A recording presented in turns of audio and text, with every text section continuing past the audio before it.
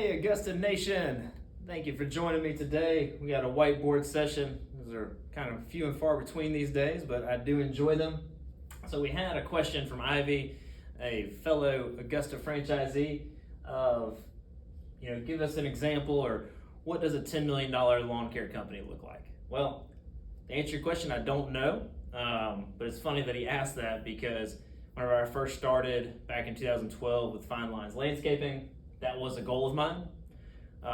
As we've rebranded and gotten into the Augusta model of simple services, that's an old antiquated model with a bunch of hierarchy that I wouldn't even think about doing it the way that I thought about before. So just a brief explanation of what I was trying to build, what I thought it was going to look like, this was 10 years ago, is have a bunch of divisions. So of course, lawn maintenance, irrigation, landscape construction, treatment, and then the landscape construction would have been hardscaping and grading and all that.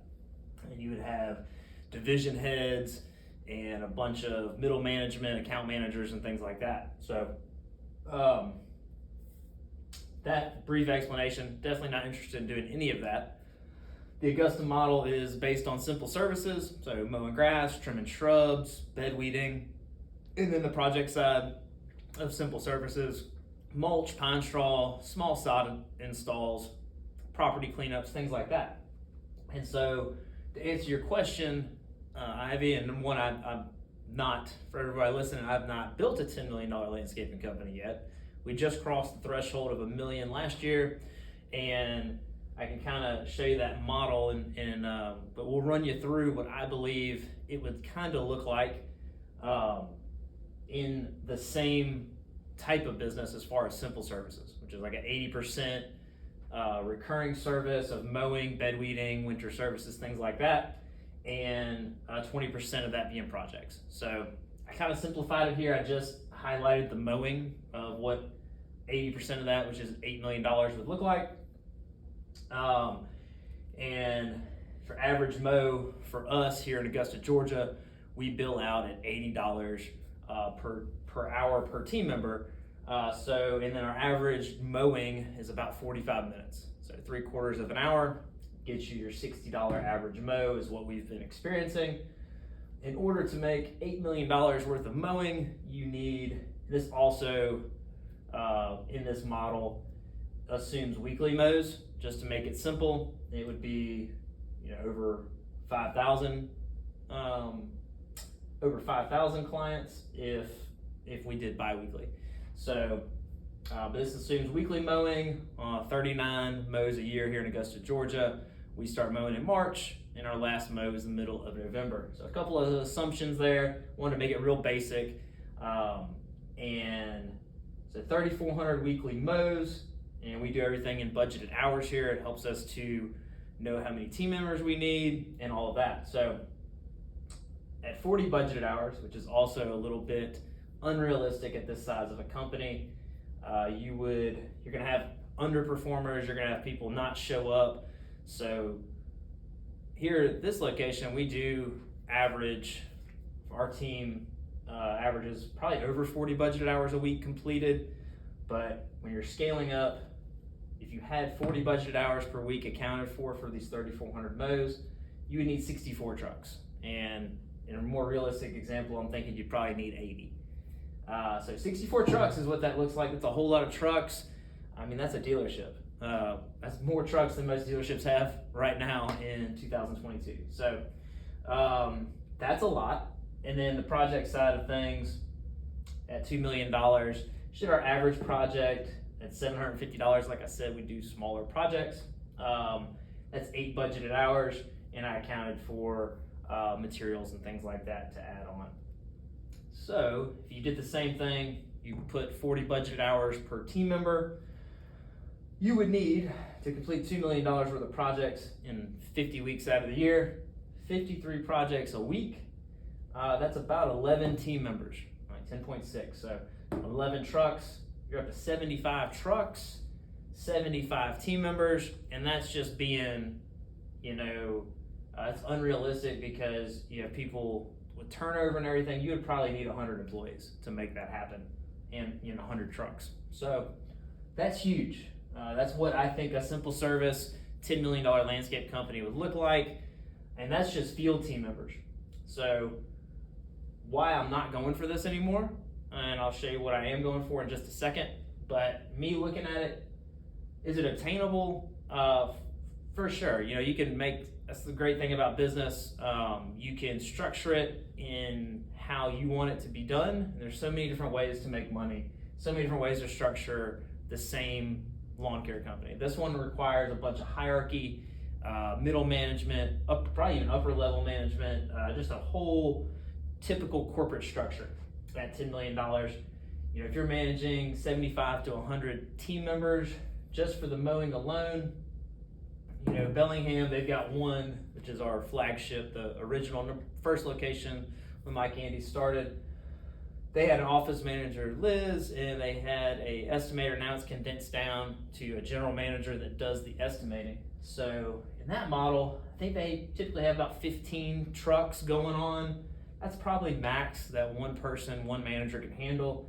So even if you said, okay, one manager can handle 15 people, well, you've got at least 4 managers at the 64 truck level. Probably more like 5. So that's 5 middle level managers handling groups of 15 team members. And then you've got to have somebody managing those people. And most likely that person's skill set as far as being a visionary and being on top of seeing everything go on, you probably have to have an owner slash whatever you want to call them, CEO or whatever title you want to give them. So that's a whole lot of, when you got those kind of managers going on top, and then you got this, 11 trucks, you would need at least 2 to 3 managers doing this, probably 2, handling 53 projects a week. I'd say 2 managers. So at least 7 middle level managers, 1 upper level manager, and then the owner CEO operating that on top of a complete office staff and an office manager. So for me personally, it's more than I would want to handle. I want to build something that is going to operate without me eventually. And not saying you couldn't do it with that. That's a long haul job. And there's companies out there that are doing this, so it's definitely not out of the question. But what I like, and I'll show you here, is basically taking the Augusta model. Some wheels here. Just trying to get away from it.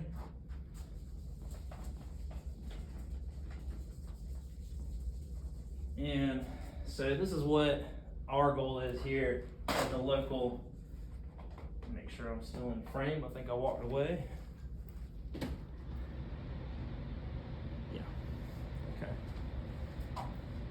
Here, myself and Jeremy, which most of y'all know in the franchise level, Jeremy's my partner. He was my first right-hand man, the guy that came, believed in the mission, put his all into it. So now he is a partner, he's an owner as well. So what him and I are doing here locally, and this is what I prefer, but to show you what $10 million looks like, our goal is to create 20 locations in the next 10 years. So it's actually a $20 million revenue is what it would be, and I'll show you what it looks like. So how we're doing it, we call it the general manager model. So we'll call it GM model. Each location, and we're doing this, haven't done it yet, so but it's basically taking what the Augusta franchise model is, which is simple services, growing it to about $1 million in revenue, and that's the sweet spot for us because we can see 20% profit margin. We don't have a whole lot of management structure.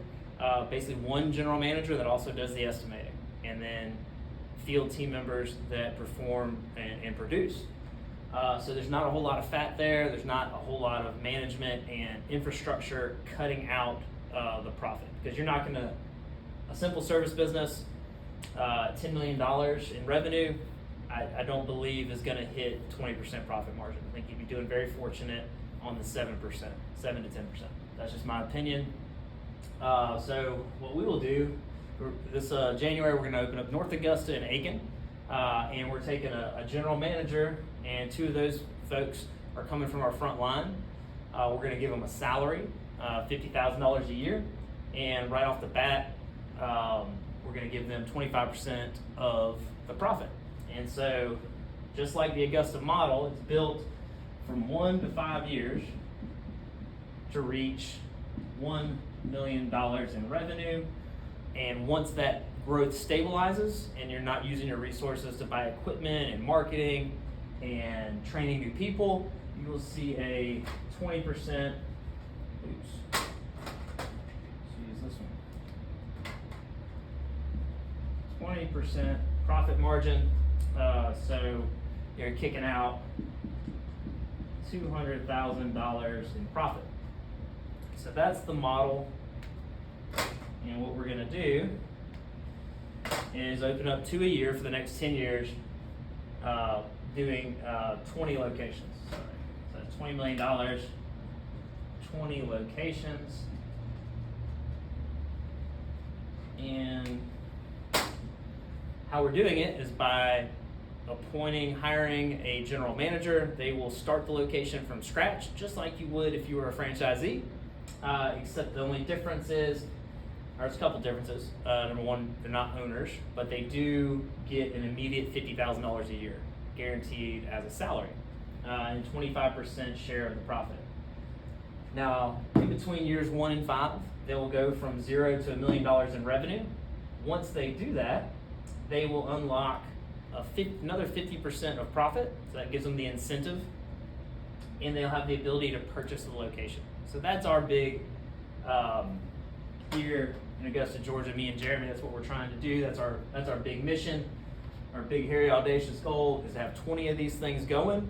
And what it does, it gives opportunity to our frontline staff to look at the landscape industry as something they can make a career into. If they can get to the GM position, they can then, we've paved a pathway for them to own the location. Once they get to $1 million, they now have the option to purchase it, and we're going to help them out, get their credit right throughout years 1 through 5, and then we're establishing a relationship with the SBA for them to be able to purchase their own location. And how we did the evaluation as far as the valuation of the business was based upon a multiple of 3.5 times of 20% profit margin on $1 million revenue. So that's $750,000. That includes the assets, the trucks and equipment, and everything involved with that business.